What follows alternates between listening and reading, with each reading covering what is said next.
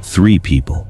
That is the exact number of suspects currently being detained by the Pima County Sheriff and the FBI at this very moment. Last night, under the cover of a rare Tucson rainstorm, the SWAT teams and their heavy armored vehicles were not just running a drill. Instead, they executed a precise, synchronized takedown. A residence located only 2 miles from the original crime scene was surrounded, while a vehicle was intercepted mid-transit on the road. The immediate result was significant. 2 males and 1 female are now in handcuffs. After weeks of wild rumors and that frustrating false alarm in Rio Rico, the central question is burning. Are these 3 individuals the key to finally solving the disappearance of Nancy Guthrie, or is this another mistake? I am not going to talk about theories today. I am going to tell you exactly what happened on the ground last night.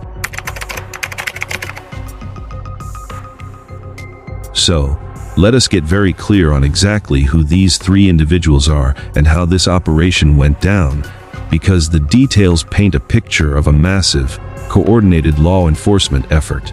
It is not every day you see a synchronized takedown involving federal agents and local SWAT teams in a quiet, upscale neighborhood like the Catalina Foothills, but that is exactly what happened last night.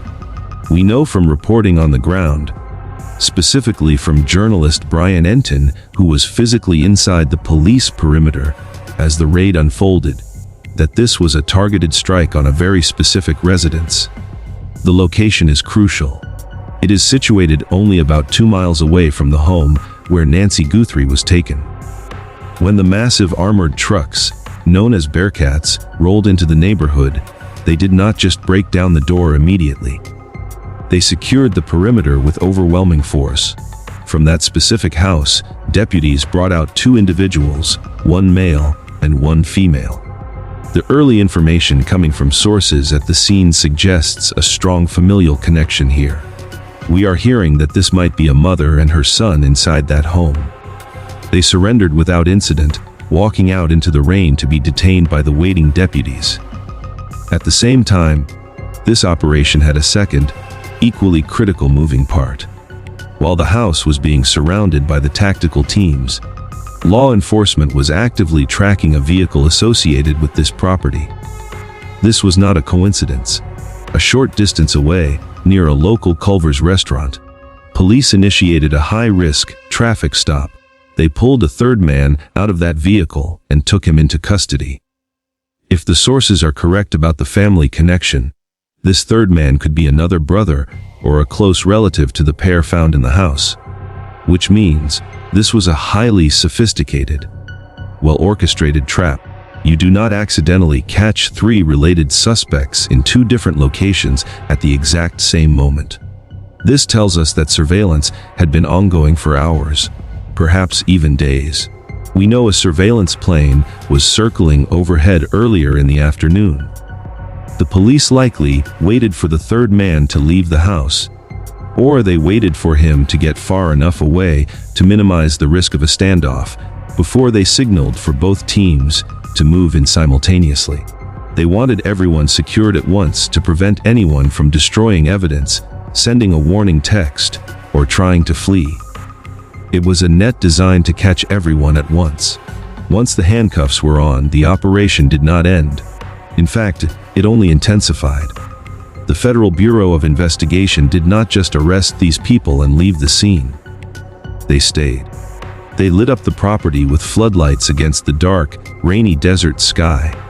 They are currently dismantling that house piece by piece. They are looking for specific items that could link these people to the kidnapping. We know they focused heavily on a luxury vehicle parked right out front, a Range Rover. Agents were seen going through that car with a fine-tooth comb, likely hunting for forensic trace evidence like hair, fibers, or perhaps even the specific black gloves that have become a key signature in this case. The sheer scale of the FBI evidence response team present at the scene suggests they are not just looking for a person, they are looking for the microscopic proof that Nancy Guthrie was there. The thing is, The police did not raid that house based on a vague tip or a neighbor's hunch. They did not surround that property with tactical gear just because someone looked suspicious walking down the street. They moved in with that level of aggression and precision because they hold something incredibly powerful in their possession. They have the one thing that does not lie, and that is DNA. For nearly 2 weeks, the biggest fear in the Nancy Guthrie case was that the crime scene had been compromised. We knew family members had been there. We knew friends had walked through the doors. We knew that in the desert, dust and contamination are constant enemies of forensic science. But just hours before the tactical teams rolled out, Sheriff Chris Nanos dropped a bombshell that changed the entire trajectory of this investigation. He confirmed that forensic technicians have isolated unknown DNA from inside Nancy Guthrie's home. And this is important because for days, the public has been speculating about everyone close to Nancy. People were looking at her children, her friends, even the service workers who maintain her property. But the sheriff was explicit in his confirmation. They have successfully built an elimination profile. This means they have taken samples from Nancy herself, from her daughters, from the pool cleaner, from the landscapers, and even from the Uber drivers who have serviced the area. They have tested them all, and they have cleared them all. The DNA found at the scene does not belong to anyone who had a legitimate reason to be in that house. It belongs to a stranger. It belongs to an intruder. In other words, the raid we witnessed last night is almost certainly the direct result of this biological breakthrough. This acts as a compass. It points away from the inner circle and directly toward an outsider. When investigators found this foreign genetic material, they likely ran it through databases or used genetic genealogy to trace a family line. This explains why they targeted that specific house in the Catalina foothills. It explains why they detained a mother and her son and another male relative nearby. They are not just asking these 3 people questions, they are looking for a biological match.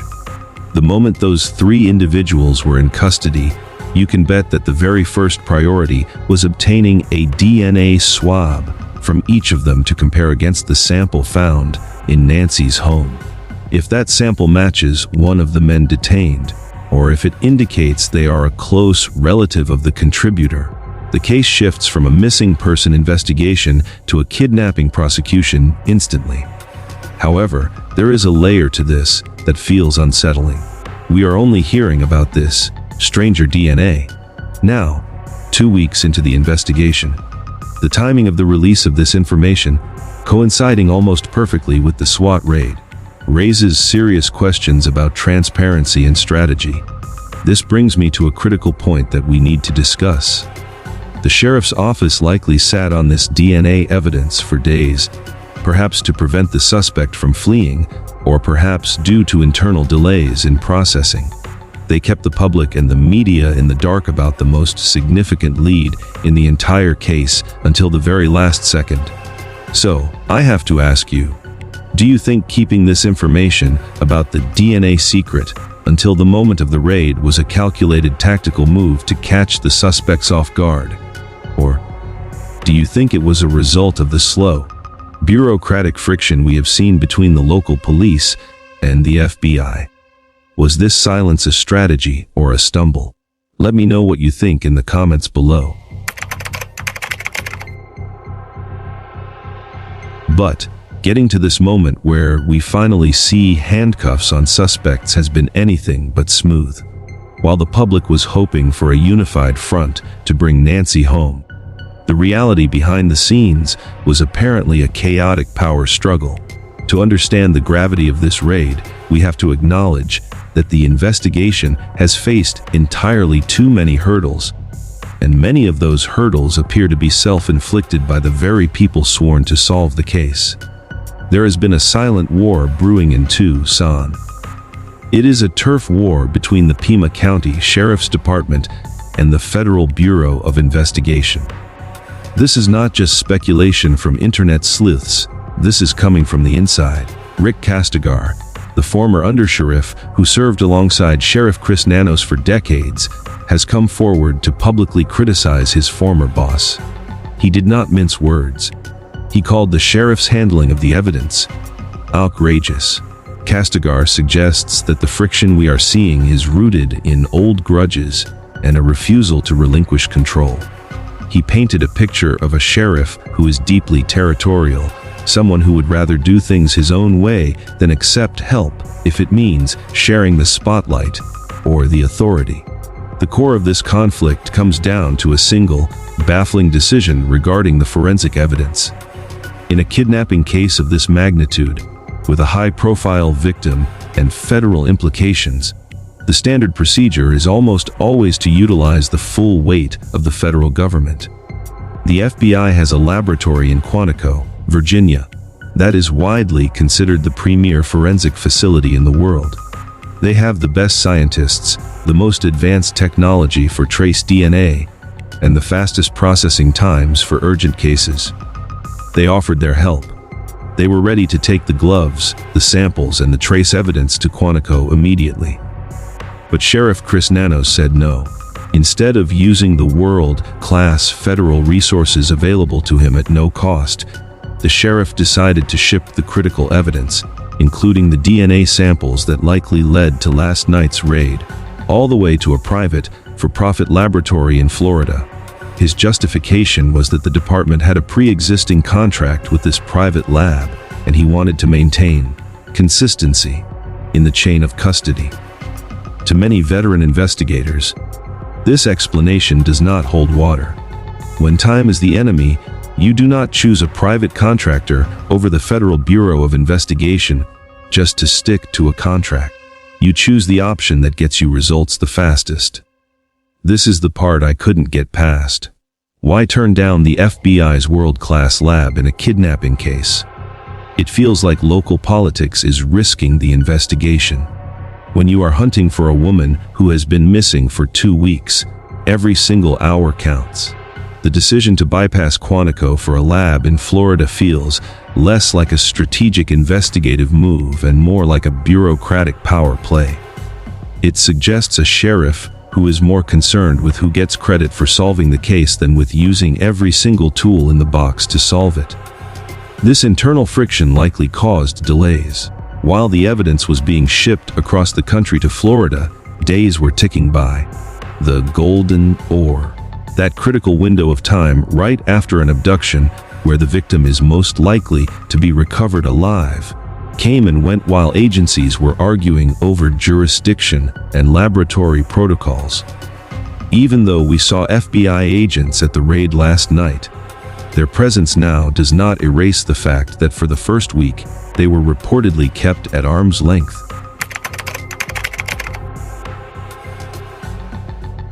The problem is, while the agencies were fighting their turf war, the environment in Tucson began to turn against them.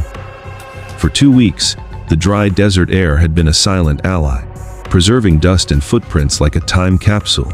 But last night, the weather shifted. It started to rain. In a standard investigation, rain is an inconvenience. In a forensic investigation of this magnitude, rain is a catastrophe. It acts as a giant eraser. The desert floor around the suspect's home in the Catalina foothills is a mix of sand, hard-packed dirt, and loose gravel. If the suspect had walked from his car to the house, his shoe prints were there. If the vehicle used in the abduction had pulled into that driveway, the unique tread pattern of the tires was stamped into the dust. But the moment the water hits that ground, the clock runs out. The rain turns the dust into mud, filling in the grooves of the tire tracks and washing away the delicate ridges of the footprints. It dilutes trace chemicals. It carries away fibers. It destroys the roadmap that leads from the suspect's front door back to Nancy Guthrie's driveway. That is when the urgency of the FBI evidence response team became visibly intense. They were not just executing a search warrant, they were racing against the storm. When they arrived at the scene, they did not wait for daylight. They brought in massive portable floodlights that lit up the entire neighborhood, cutting through the darkness and the drizzle. They were moving fast, setting up tarps and protective coverings over the driveway and the walkway, trying to shield whatever evidence remained from the falling water. They knew that by sunrise, the exterior crime scene would be scrubbed clean by nature. So, what exactly were they hunting for in the dark and the rain? They were looking for the physical manifestations of the ghost we saw on the surveillance video. The search warrant likely listed very specific items that would link the three people in custody to the man in the mask. First, they are looking for the backpack. The surveillance footage from Nancy's porch showed the kidnapper wearing a very distinct black backpack. It has been identified as an Ozark Trail hiker pack with a capacity of roughly 25 liters. It is a common bag, one you can buy at any big box store, but finding that specific brand and model inside the specific house would be a critical piece of the puzzle. Second, they are hunting for the gloves. We know the kidnapper was careful. He wore gloves to avoid leaving his own fingerprints at Nancy's house, but criminals often make the mistake of keeping their tools. If investigators can find those gloves in the garage or the trash of the suspect's home, they become the most damning piece of evidence possible. The inside of those gloves would be saturated with the suspect's sweat and DNA, while the outside could still hold microscopic traces of Nancy's blood or skin cells. It would be the physical link that ties the two locations together. But the most important item they are looking for, the smoking gun of this entire investigation, is a piece of medical technology. They are looking for Nancy Guthrie's pacemaker transmission device.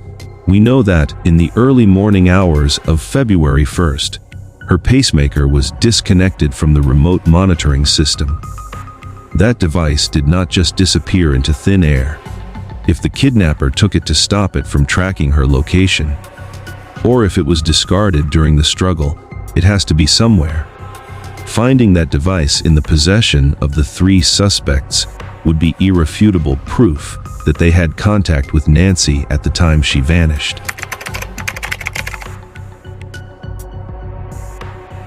Meanwhile, while the rain was washing away the physical evidence outside the suspect's home, a massive digital storm was brewing online that threatened to derail the public's understanding of this case.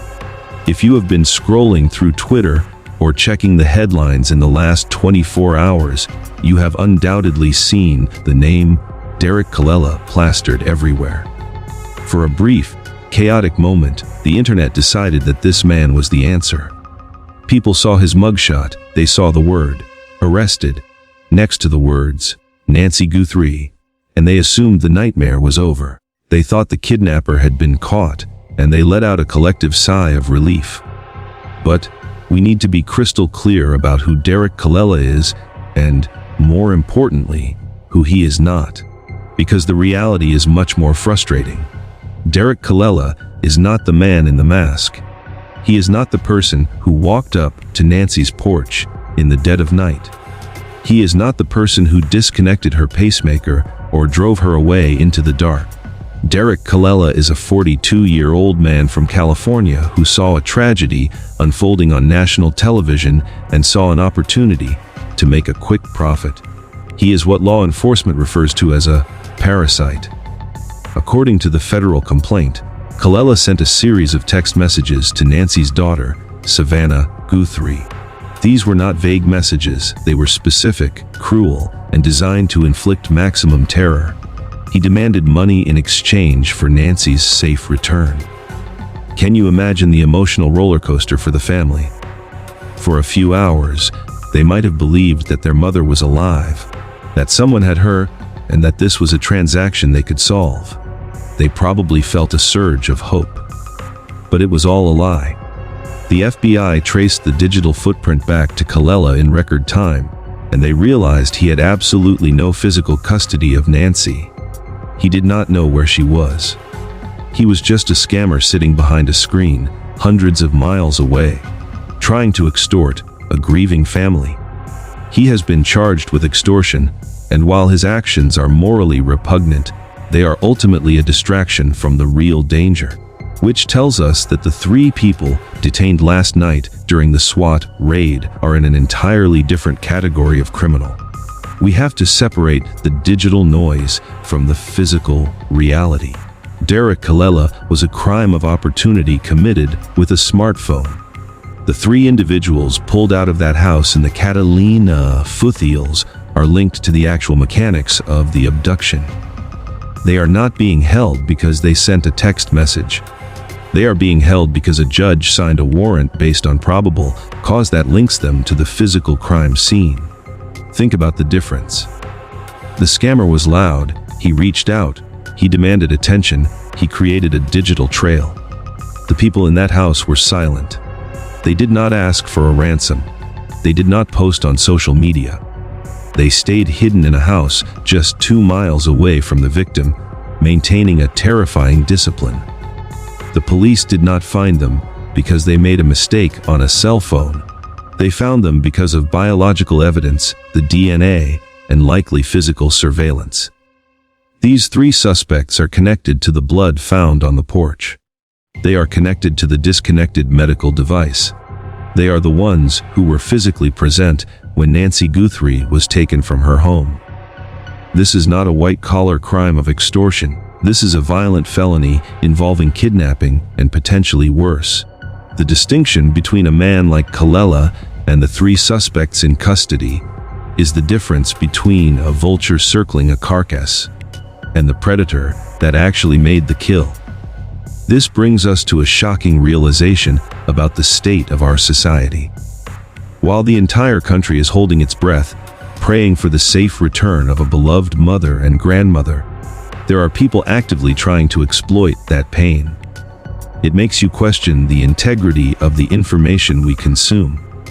We spent 24 hours focusing on a scammer while the real kidnappers were sitting in a house right under our noses, watching the rain fall.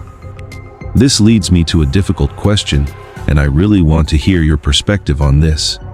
The police were very quick to release Derek Kalela's name and mugshot, likely to show they were taking action.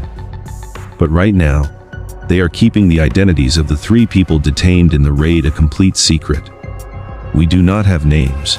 We do not have photos. We just know they exist. Do you think the police should release the names of these three new suspects immediately to prevent more rumors and false leads like the Derek situation? Or do you think they are right to keep it secret to protect the integrity of the interrogation? If they are innocent, releasing their names ruins their lives. If they are guilty, releasing their names might bring forward witnesses who saw them that night. Where do you draw the line? Tell me what you think in the comments below. What I found was that the investigation has quietly shifted its temporal focus in a way that is absolutely terrifying and changes the entire complexion of the case. While the public and the media have been obsessively fixated on the 48-hour window surrounding the actual disappearance, investigators are casting a much wider, much darker net. The Pima County Sheriff's Department has officially requested surveillance footage from neighbors, local businesses, and traffic cameras dating all the way back to January 1st. Think about what that specific date implies. Nancy Guthrie was taken on February 1st. By explicitly asking for video evidence starting from January 1st, detectives are operating under the grim, calculated theory that the perpetrators were not just passing through town on a whim. They believe these individuals were watching her. They believe the suspects were prowling the perimeter of her life for a full month before they finally made their move. This realization changes everything about how we view the crime. This was not a crime of opportunity. This was not a desperate addict breaking into a random house hoping to find jewelry or cash to score a quick fix. If the three people detained in last night's raid are indeed the culprits, they are methodical, patient predators. They likely spent 31 days studying Nancy's routine with the precision of a military operation. They would have known exactly when her husband was away on business. They would have known what time the housekeeper arrived on Tuesdays and when she left. They would have tracked which lights she turned on in the evening to read, and exactly what time the house went dark for the night. The idea that someone was sitting in a car or crouching in the desert brush, watching a grandmother go about her daily life for weeks, is a level of premeditation that turns this case from a tragedy into a psychological horror story. To understand why this prowling theory is so critical to the investigation, you have to understand the unique physical environment of the Catalina foothills. I have walked through neighborhoods like this in Tucson, and they are not your typical American suburbs. This is not a place with manicured lawns, sidewalks, and bright LED streetlights on every corner. The foothills are subject to strict, dark sky ordinances designed to help the nearby observatories view the stars without light pollution. This means that at night it is pitch black. You cannot see your hand in front of your face unless there is a full moon. Furthermore, the terrain is unforgiving. It is dense with cholla cactus, prickly pear, and rocky ravines that drop off unexpectedly. An outsider, someone from the city or a transient drifter, would struggle to navigate that landscape in the dark without injuring themselves, stepping on a rattlesnake, or making a massive amount of noise that would alert every dog in the neighborhood.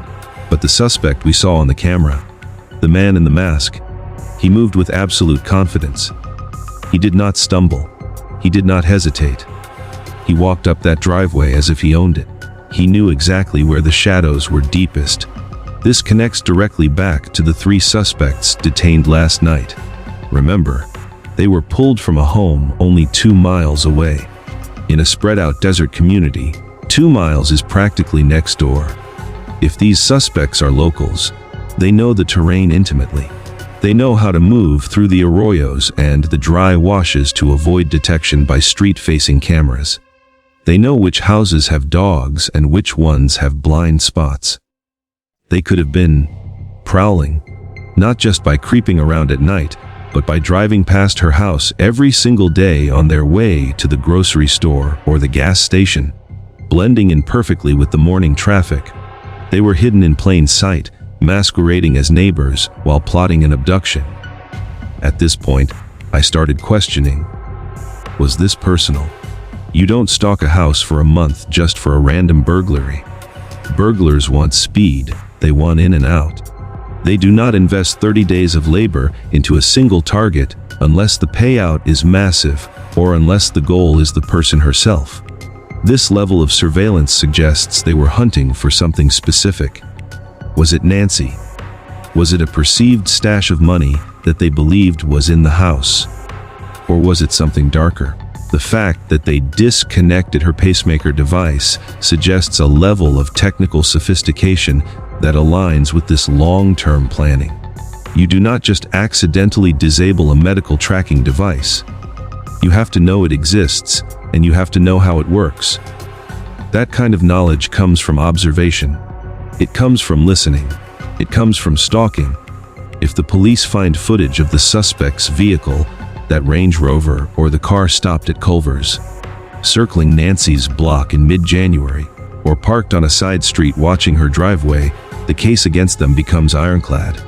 It proves intent. It proves malice.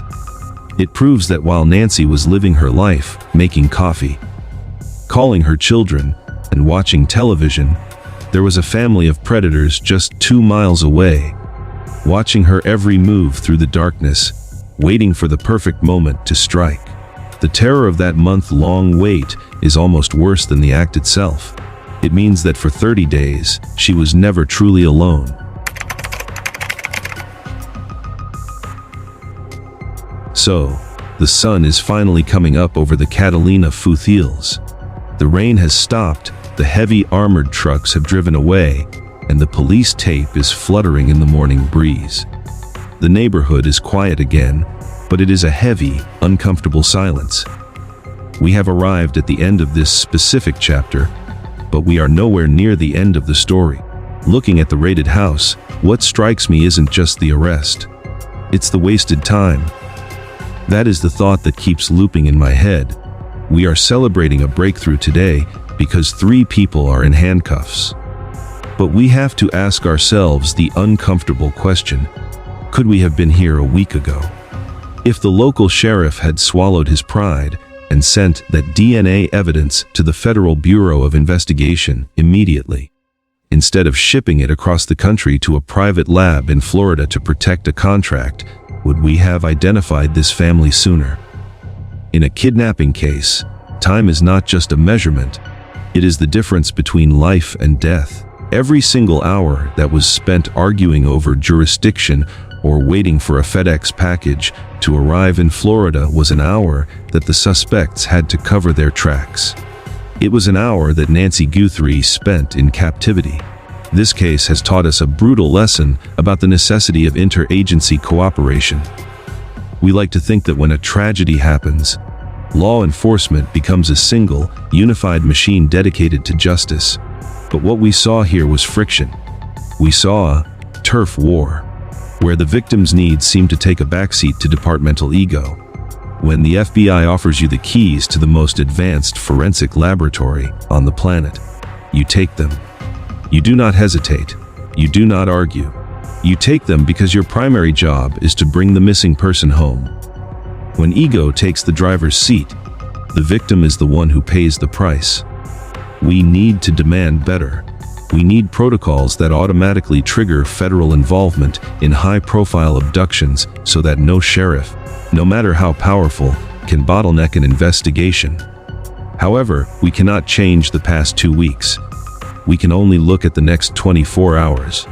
And this brings us to the most critical moment of this entire ordeal. Right now, samples of DNA taken from the 3 suspects, the 2 men and the woman, are being rushed to a laboratory. This time, I pray they are going to the right one. The science here is binary. It is black and white.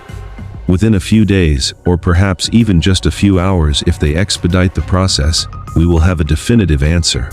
The technicians will compare the genetic profiles of these 3 individuals against the stranger DNA found in Nancy's home. If there is a match, the case is blown wide open. It becomes a capital kidnapping case. If there is no match, we are back to square one, and this raid will go down in history as another catastrophic failure. But my gut tells me this is not a mistake. You do not mobilize a SWAT team and the FBI evidence response team unless the preliminary evidence is overwhelming. This is the deciding moment. I want you to stay vigilant.